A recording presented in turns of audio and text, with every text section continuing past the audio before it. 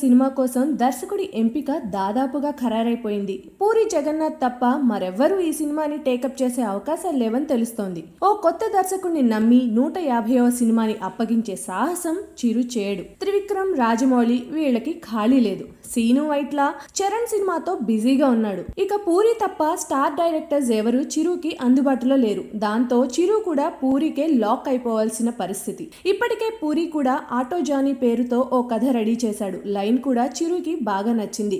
దాంతో చిరు పూరి సినిమా దాదాపుగా ఖాయమైపోయింది. పూరి ఇప్పుడు జ్యోతిలక్ష్మి సినిమాతో బిజీగా ఉన్నాడు. ఆ తర్వాత వరుణ్ తేజ్ తో ఓ సినిమా చేయాలి. అయితే చిరు కోసం ఆ సినిమాని పక్కన పెట్టే అవకాశాలు కనిపిస్తున్నాయి. జూన్ జూలైలలో ఈ సినిమాకి కొబ్బరికాయ కొట్టి ఆగస్ట్ 22 చిరంజీవి పుట్టినరోజు సందర్భంగా ఆటో జానీ పట్టాలెక్కే సూచనలు కనిపిస్తున్నాయి. ఈలోగానే పూర్తి స్క్రిప్ట్ రెడీ అయితే రంగంలోకి దిగిపోదామని చిరు కూడా వెయిట్ చేస్తున్నట్టు తెలుస్తోంది. మొత్తానికి చిరు 150వ సినిమా పనులు మొదలైపోయినట్టే.